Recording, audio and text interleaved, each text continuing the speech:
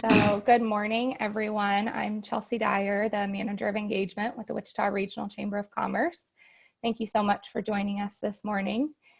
Just a couple of things. All of our attendees, you are muted. If you have questions during the program, we encourage you to use the chat function. You can just find that at the bottom of your screen. And then also, you can raise your hand. So you should be able to do that. So there's a couple times that our presenter might ask you to do that. So just something to keep in mind in advance. But definitely feel free to chat in questions. We should have time at the end to answer any of those. And you're welcome to either send them to all panelists or all panelists and attendees. So that way everyone else on the call can see your question too. Just a couple of things. This obviously is different for us from a usual Sunrise Scrambler, but I do encourage you to still tweet along during the program or after with the hashtag Chamber Wichita. And with that in mind, also, make sure you're checking out our Facebook page for updates and our website for a lot of great resources during this time. And then if you're not signed up for our email communications, which I think everyone on here should be, definitely do that as well, because we are sharing a lot of great resources on a regular basis. So I want to go ahead and turn it over to our President and CEO, Gary Plummer, for a few comments. Thank you, Chelsea. Good morning, everybody. It's a pleasure to be with you today. This is probably the first scrambler that I've ever attended where they did not run out the scrambled eggs. So that's the good news this morning. I want to thank everybody for being with us today. I want to especially thank the chamber staff. Chelsea, thank you for putting this together. I appreciate Monica Poe and Angie Prather with their support this morning. There's a lot of great things going on that you don't see because of our situation today, and I am so proud of the chamber team and the work they're doing. They're really working around the clock to bring resources to the chamber membership. A couple of those I want to point out to you if you have not seen them yet. Please look at our Wichita Resource Center, which you can find at wichitachamber.org/COVID-19. There's a lot of great information there that you can take advantage of, and information that we're passing on from great sources like the SBA, the U.S. Chamber, and others. Also, we've been having a little bit of fun with a stay-at-home checklist on a daily basis, and Angie and Monica have been getting that out. It just gives you a few ideas on how to spend your day and how you can support some chamber members who are still operating their businesses. Again, go to wichitachamber.org/stay-at-home checklist. And of course, you can also find that information on social media as well. Greetings today as well from your board chairman, Janetta Everett with Delta Dental of Kansas. Janetta is working tirelessly and providing great leadership to the board of directors in our organization right now, and we appreciate her support and her involvement on a daily basis. Finally, I want to thank all of you for your support of the chamber. We couldn't be here without you, and we want to be here particularly during tough times like now. And so we're glad you joined us today, and hope that we can stay in close contact with you. Chelsea, I'll turn it back to you. All right, great. Gary, thanks so much. As all of you know, we're very fortunate with some great sponsors at the Chamber, and we're lucky this morning to be joined by our original April Sunrise Scrambler presenting sponsor, Golden Plains Credit Union. So I'd love to turn it over to Debbie Foster, Vice President of Community Relations, for a few comments. Good morning, everyone. Golden Plains Credit Union is pleased to be your presenting sponsor this morning. And we're experiencing very unusual times with this pandemic, and we're doing our part to help support our members and get through this, help them get through this financially. All of our branches have remained open for business. Our lobbies are closed, but the members can come in by appointment for loans and mortgages as needed. And our drive-thrus and ATMs are open for all other services. We're offering several programs to help our members who have loans or need funds to get through these next few months of uncertainty. We normally offer our Skip-a-Pay program for eligible loans during May and June, with the member being able to skip their payment during one of these months. But at this time, our members have the option of skipping 1 or 2 monthly payments during April, May, and June. So they can choose to skip 1 payment from April through June, or they can skip 2 payments and choose 2 concurrent months, whichever option works best for them. We're also offering a $2,000 signature loan special at 6.99 APR for 12 months. And we've lowered the floor on our ongoing auto refinance special. Members can refinance their vehicle loan and lower their current rate by up to 2% from their current loan rate at another financial institution to as low as 2.99 APR. We have special rates for A, B, and C tier borrowers on vehicle, motorcycle, and ATV secured loans as low as 2.99 APR up to 6.99 APR. Our credit card promotions are 7 months with no interest on balance transfers, as well as our ongoing 0% interest for 7 months on new cards. And last but not least, our Unlock the Equity home equity line of credit promotion with an introductory rate of 3.99 APR until December 30th of 2020 on all new HELOC loans. Existing HELOC loans are also eligible by request to have their rate lowered to 3.99 APR until December 30th if they advance at least $5,000 of new money. So thank you for your time, and we hope everyone stays safe and healthy and have a great day. Thanks so much, Debbie, and thank you to Golden Plains Credit Union too for all those great services that you're providing. So we appreciate your support of the Chamber. You're welcome. This morning we could, unfortunately we weren't able to be joined by Robin Lease of Burnell's Fine Jewelry and Design, but I did want to give them a shout out as our usual Showcase Biz sponsor. I know for many of us it's sad to not be looking at all the beautiful jewelry that they always have to offer, but I do encourage you to check out their online website for some gifts. Mother's Day is coming up, so it might be a great opportunity to get a gift. So I encourage you to check out Burnell's online. And then this morning, we are very lucky to be joined by our speaker, Jenna Bottolfsen. And Jenna is she is an executive leadership coach with 20 years in corporate human resources in Wichita that include the Boeing Company, Spirit Aerosystems, and Koch Industries. Her including spans across multiple HR disciplines, including,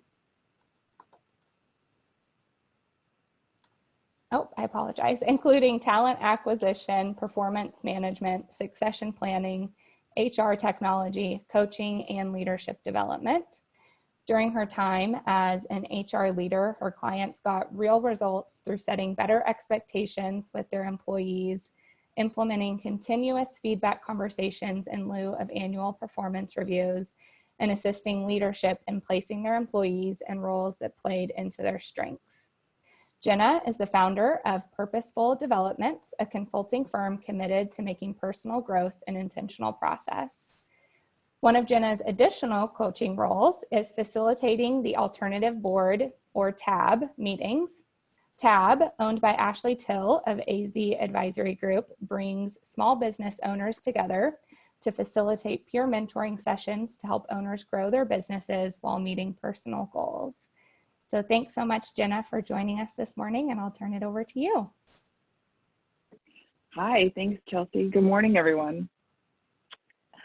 I think it's ironic that I'm here talking to you today about business continuity because it was 8 years ago, almost to the exact date, that I was at home waiting for a hotline number to come to me over email. I was to call in to see if the building that I worked at was still standing, or when and if I was able to go back to work. Because it was April 14th, 2012, that Spirit Aerosystems was hit by a tornado, and many of the buildings on campus sustained substantial damage. Sorry, my screen's not. Sustained substantial damage, and there was a lot of lessons learned during that time. Many of the things I learned during the time at Spirit when the buildings were down, I took with me through my career and even into my life. Fast forward a few years later, and I'm working at Koch Industries, and I was leading a team of people there in charge of the applicant tracking system. It covered all of Koch Industries sites across North America. I sat down with the risk management team, and we made a business continuity plan. This resonated with me so vividly because of what I went through at Spirit. Our goal was to create a plan of what we would do in case of a business disruption to the Wichita campus, or if we were unable to reach our building for a few days, few weeks, few months, or if our applicant tracking system server was down for extended amount of time. For others, this exercise was kind of hard to fathom because they'd never been told to stay away from their workplace for any period of time. And for me, I just pictured what you see on the screen. Because of my experience, I fully appreciate how proper contingency planning can provide a certain level of confidence. Before most of Spirit was hit by a tornado, I couldn't imagine that there would be thousands of workers in Wichita, able-bodied, but not able to go into work and do what they could do to provide for their family. There was literally dozens of machines that were inoperable, buildings that were shredded, and offices with windows blown out. At Koch Industries, I was a team leader within HR, within a shared service company, within Koch. But this business continuity plan that our little team of 5 put into place as to how business would go on in case of a disruption, or how people would still apply for jobs, or managers would continue to get resumes, was important. And for all I know, they could be using some of what we developed right now. So whether you're a business owner, a team leader, an employee, or the leader of your family, it's important to have some contingency planning in place. I don't know how many of you are familiar with Zoom, but there is a raise your hand feature. And I was just kind of wondering, except for what's happening today, how many of you have ever been through part of a business disruption before?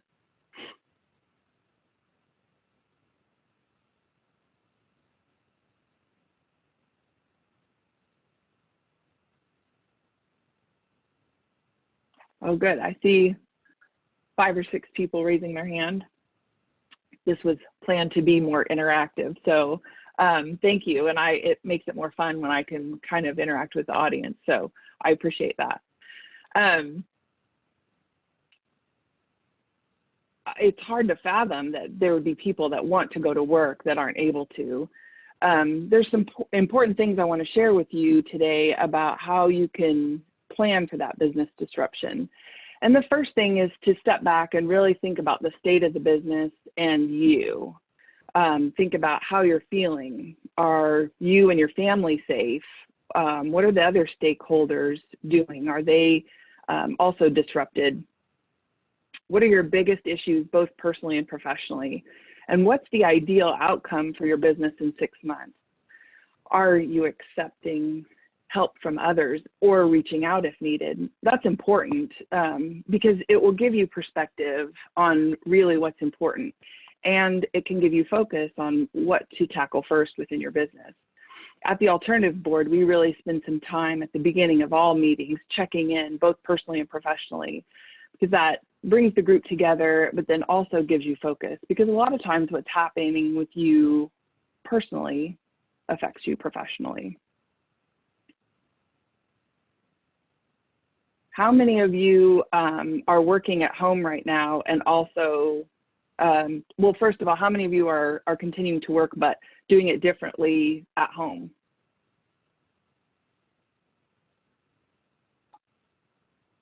Yeah, over half, and the number's still climbing. Yeah, and then of the half of the people that are on, that are working from home, how many of you are also trying to homeschool some children? Yeah, the number's climbing again. We have 2 teenagers here and a 2nd grader, and my husband's working from home. So at any given moment, the 5 of us are online, and between meetings trying to work with kids to make sure they're on task. So it's different. It's very different. And when the stress is high, managing the children and getting them online, it affects how you're working.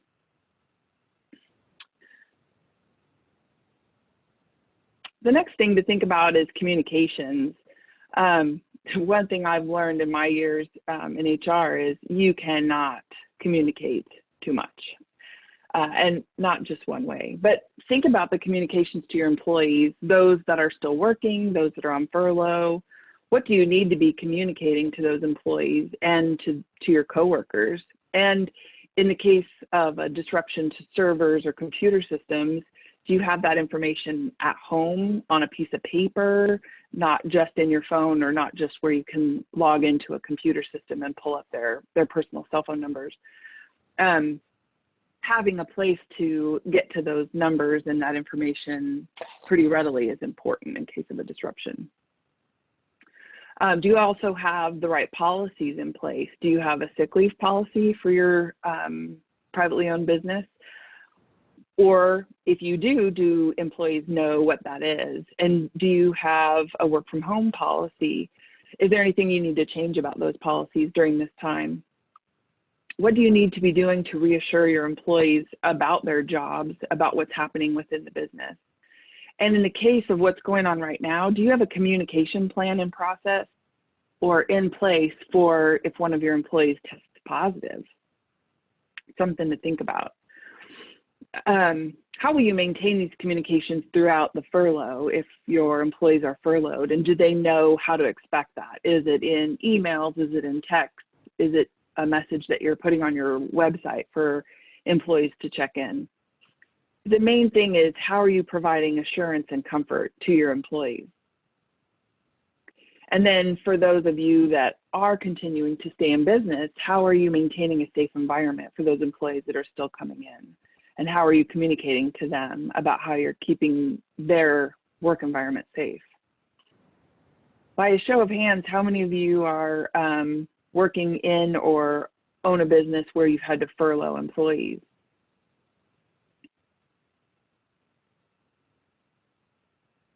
A few. Yeah, and if you wouldn't mind sharing with us in the chat box, how often are you checking in with your employees that are on furlough? Is it, we'll check in with you in a month? Is it daily? Is it once a week you have a call? How are you maintaining communications with your employees at this time?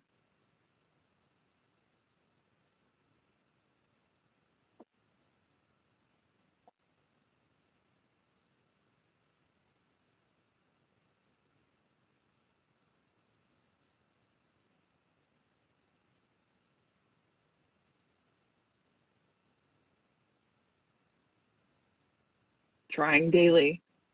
Yeah, multiple times a week via email and text. That's good. I think giving your employees a voice and checking in with them is important, especially if someone is affected and you want to, or their family is affected and you need to reach out and help them, with a insurance policy or information for them.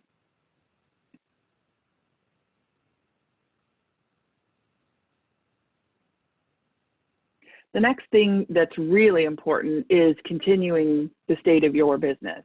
What does that look like for you? Are you continuing on as normal? Are you having to change your business model? Are you thinking about your stakeholders besides your customers and clients, employees, such as your supply chain, and how are they affected or disrupted by this? In the case of today, it seems like there's a ripple effect, and everyone across across Wichita, across the U.S., and across the world is disrupted. But in the case of the tornado or something a little more local, sometimes the supply chain or customers aren't as disrupted, and that can be a larger disruption. So think about also on your employees.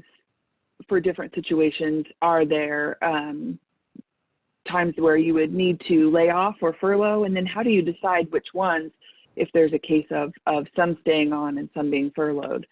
Do you have a process for that?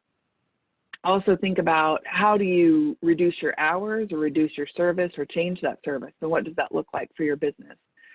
Not only in the case of a local disruption, but in a nationwide, worldwide disruption like we're experiencing now. And do you have everything that you need in place for employees to work virtually if that's possible? For me, I just moved my laptop and am able to work as normal. But my husband actually is an engineer locally, and he's had to create lots of different things in our computer room down here to be able to access the servers and run the models and do the things that he needs to do. So there was quite a bit of change to his business to allow for people to work at home, because they just didn't have the accesses. So make sure that you have all that in place if it's possible for your employees to work from home. And then, one thing that is to think about, especially right now, how do you set expectations for employees that work from home? Is that, a certain amount of time? Is it button chair from 8 to 5? Is that work 8 hours? How do you know if you've set the right expectations for them, and how do they know if they're meeting your expectations? All good things to think about with your employees. Another thing to think about is, are there key roles that need to be cross-trained within your business? Do you have a single point of failure that if someone wasn't able to work, that it would majorly disrupt what you do? So is there cross-training that needs to be done, or processes that need to be documented in the case of one of your key employees being affected by this disruption? Another thing to think about is, how are you documenting these issues? This is an unprecedented time, and we're all learning so much right now. Are you documenting those things and thinking about them later? Or do you have the time now to sit down and say, okay, if this happens again, this is what we can do differently? It's really important to give yourself some grace and take it one day at a time, and really think about what you're learning from this and how you can do things differently. Also important is to give your employees a voice, get their feedback. How are things being handled, and how would they do it differently? This is a really good time for your employees to shine and show their leadership, and really, feel how they're feeling and get their feedback, so that you know what you could do differently to support your employees. I'd like to hear from people in the chat. How are you getting feedback from your employees during this time? If they're in the office or if they're not in the office?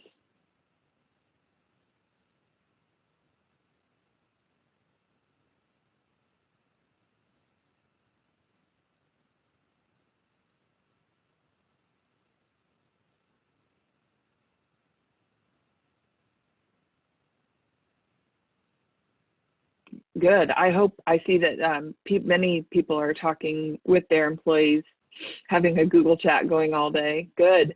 And are you getting information from them about things that you could do differently within your business? Virtual coffee and happy hours. I like that.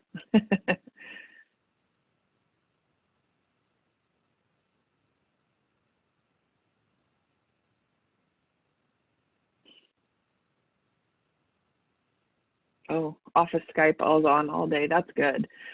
Another thing to think about is your customer. What is the disruption to your service, to your customer, and what are your contractual obligations? Are there things that you need to do because of contractual obligations that you're not able to deliver on right now, and how do you make that good? I know right now I have rented some office space in a co-working place, and we haven't been in that space, gosh, since well, before spring break, so early March.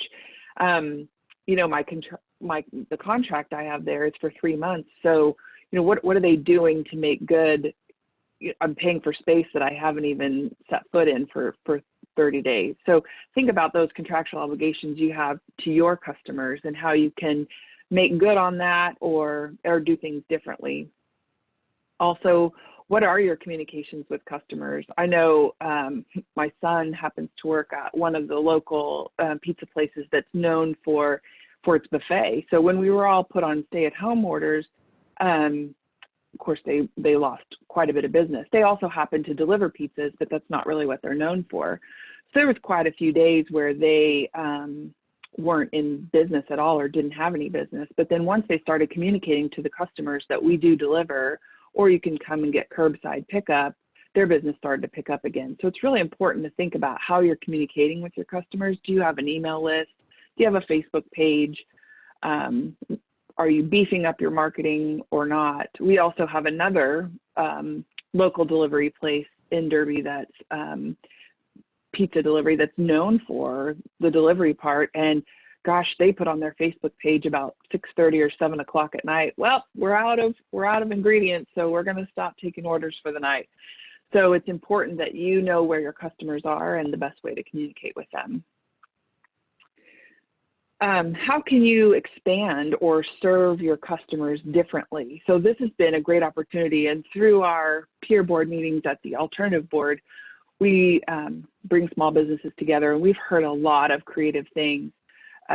One particular online boutique has been able to put some of their clothing and craft items on their website and been able to take their jewelry and items, not just for sale in Wichita, but that's opened it up nationwide, worldwide, because now a lot of their stuff is online. Think about, some of these local breweries that are now making hand sanitizer, or the automobile manufacturers making respirators. This does provide a certain opportunity to think about how to serve different customers, or how to serve your customers differently. I'm wondering, from the people that are on the call, is there a way that you have been able to serve customers differently or expand your customer base?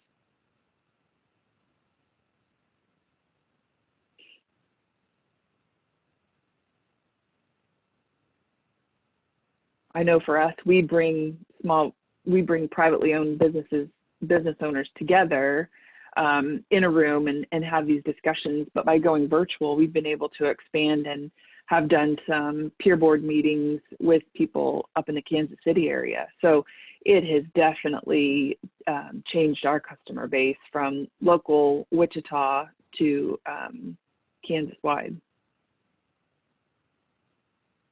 Anybody else?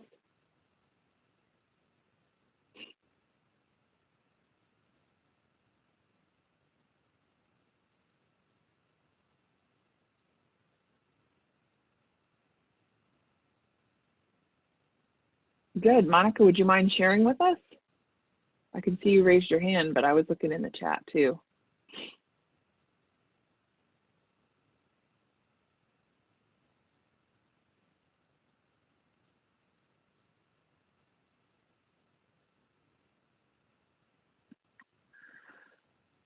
Lastly, I want to talk a little bit about leadership.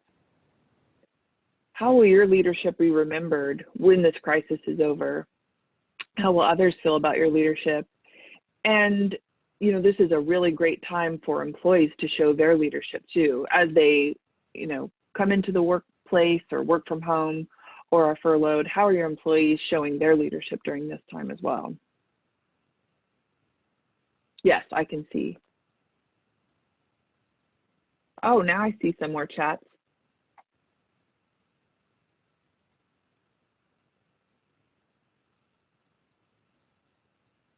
Good.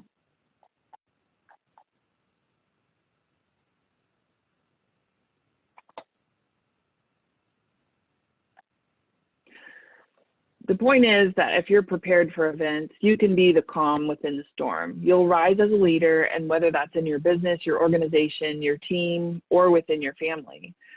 My husband and I follow Dave Ramsey, and we try to pay for things in cash and have a fully funded emergency plan and have liquid cash available and set aside in case of an emergency.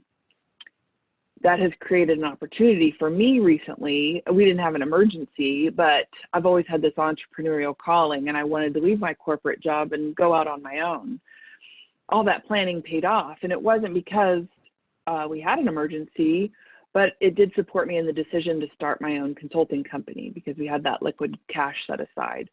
Planning for an emergency can prepare you for the emergency, or it can afford you choices to do things differently. Perhaps for you in your business, that is buying a new building or investing in new computer systems, or the expansion that you were dreaming of, or the exit and sale of your business, if that's where you're at in your career. There's lots of conversations to be had right now in this crazy time, specifically around stimulus checks and what you see on the news. But how you lead through this crisis, and any crisis, will really define you as a leader. And you have choices to make to plan and prepare your business for a disruption and to learn to grow from it. In my experience over the last few weeks, facilitating these alternative board meetings, we've seen peers come together and share their current issues and coach each other based on their own experiences. And I've seen so much positive momentum. Some people have taken advantage of their of taking their business nationwide. I have seen some increased people that have been able to increase their inventory because of discounts that were going on in their supply chain. And when this is all over, they'll be able to pass that discount on to their customers or make a bigger profit margin. I've also seen people to learn how to, if they co-own a business or co-lead a business with a partner, how to really mediate their decisions with those business partners where they haven't had to do that before because they have such different opinions on, whether we continue business or do business differently or just shut down and keep our employees safe. So there's been a lot of lessons learned, and I've really seen in all cases bringing this group of small business owners together to really coach, support each other, and lift each other up during this time has been completely rewarding experience. If you want to learn more about the document that I just kind of highlighted some things on, or if you want to download it, you can visit our website and download this document. It's about a 6-page worksheet, planning worksheet, to think through all the things that you might need in case of a business disruption. So thank you, and I'll be glad to take any questions that you have.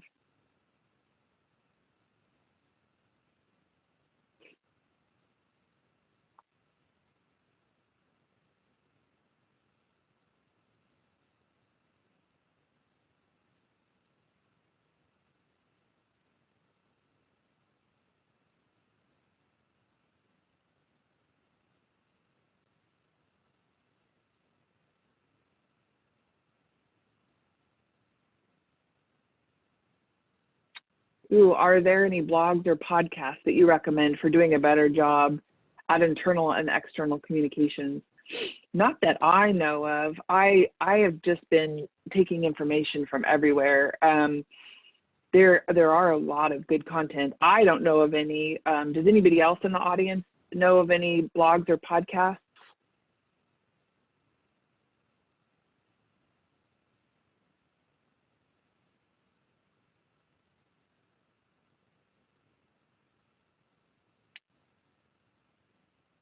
Oh yes, Brene Brown has a great series. I've been listening to, there's been a lot of local things that have happened in the communities, the co-working communities that I'm a part of. So one is the Hive and the other is Strategic Workplace. Those have group calls a couple of times a week, and I've learned a lot. Some of them have had different speakers coming on, different marketing people come on. I think we have a lot of great resources right here in the Wichita community to take information from, as well as some of these national things. I see someone else, cornferry.com, challenges/coronavirus, workvivo.com/blog, internal communication blogs.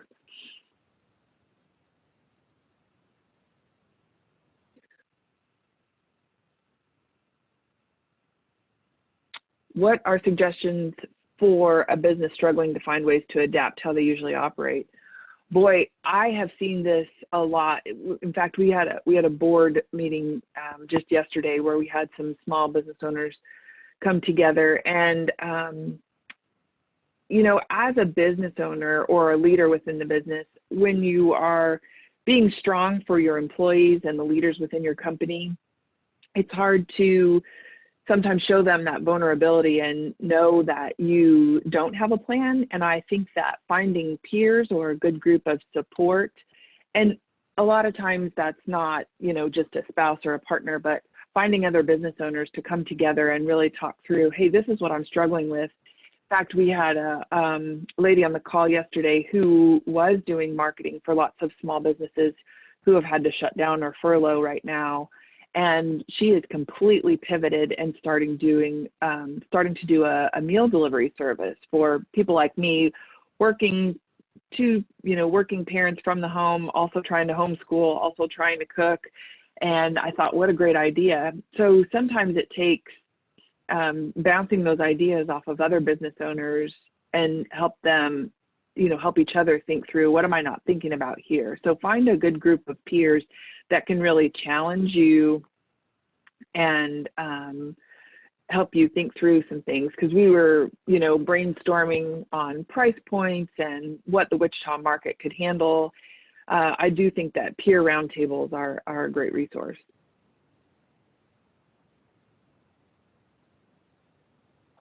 Yeah, people do like to help one another. I have seen lots of people step up as leaders and help each other.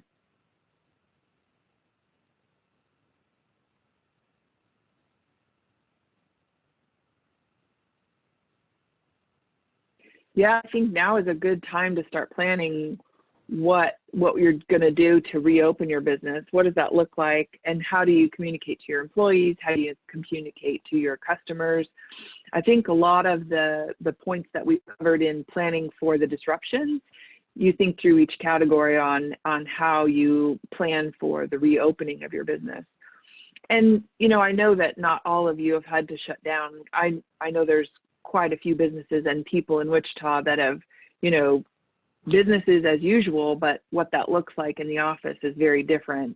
There may be dots or people spread out more and masks and gloves. And I did have to go into Target one time during this, and the lady was clicking how many people were in the store. So I know there are quite a few people that are still, business as usual, well, going into work as usual, but business is not as usual.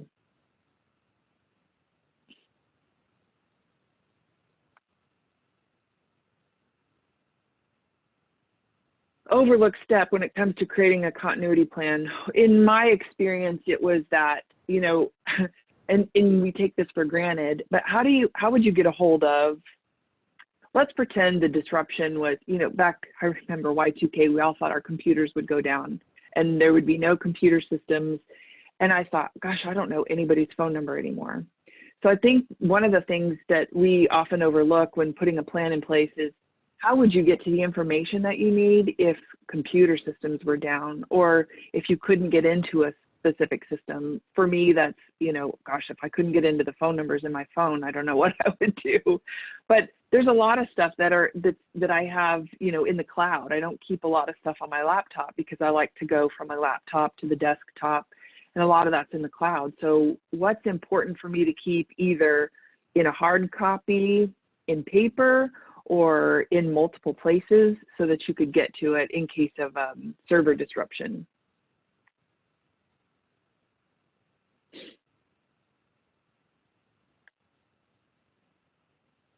Did it impact you when it comes to personal or family continuity plans?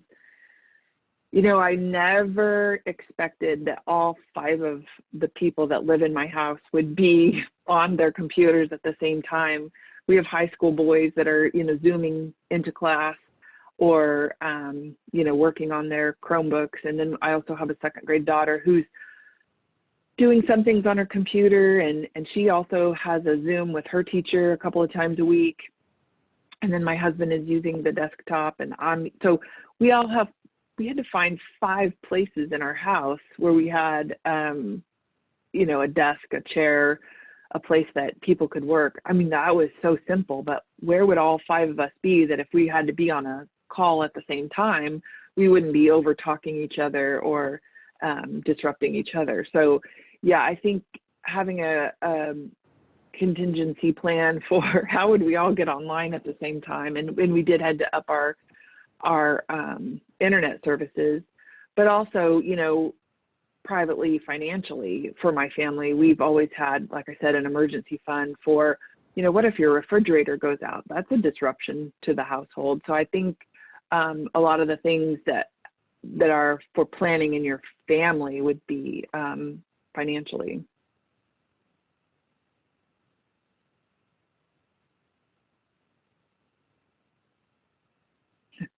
Yeah, I think that, you know, for me, the time to share with the family has been greater. And we have a senior in high school that, if all things go well, will be leaving us in about 4 months. So really, and, you know, he's working full time. So having all 5 of us around the dinner table again has been different. And I've enjoyed that time. Now the stress of homeschooling and working myself is and the other side of that. But overall, it's been very rewarding.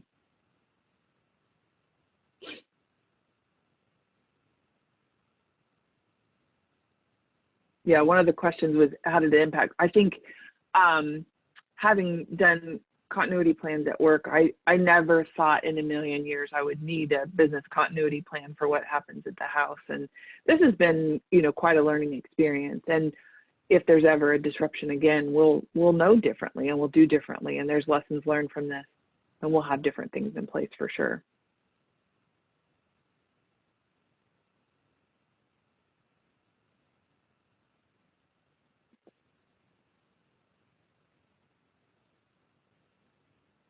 Are there any other questions?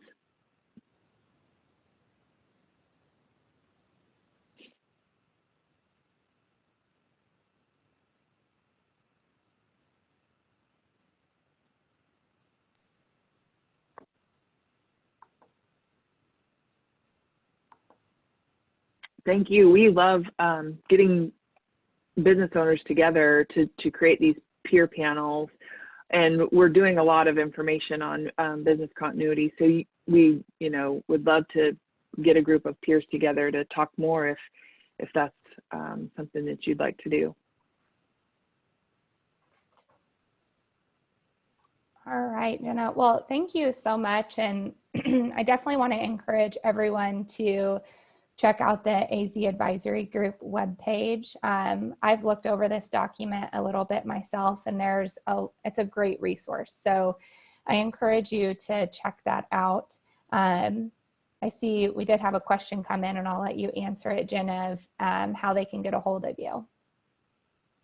Yeah, so if you go to the AZ Advisory Group website, or you can also email me. It's Jenna, Jenna, at tabsouthcentralkansas.com. So that's TABSCkansas.com.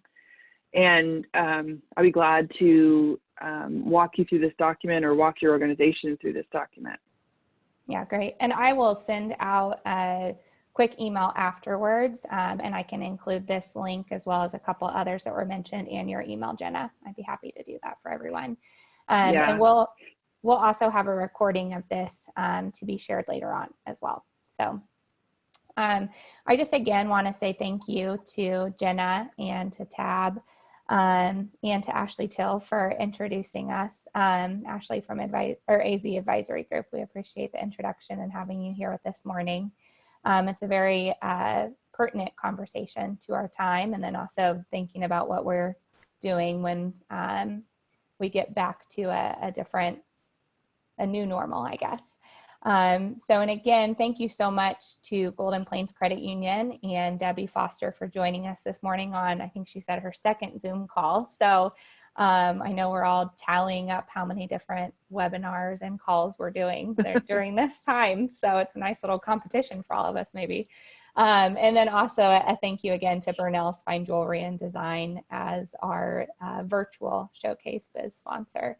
So I encourage everyone again to check out those resources that were mentioned from the Chamber, as well as the resources that Jenna mentioned, and just stay in contact with us and keep up to date with what we're doing. So thanks so much everyone for joining us this morning, and have a great rest of your day. Thank you, Chelsea.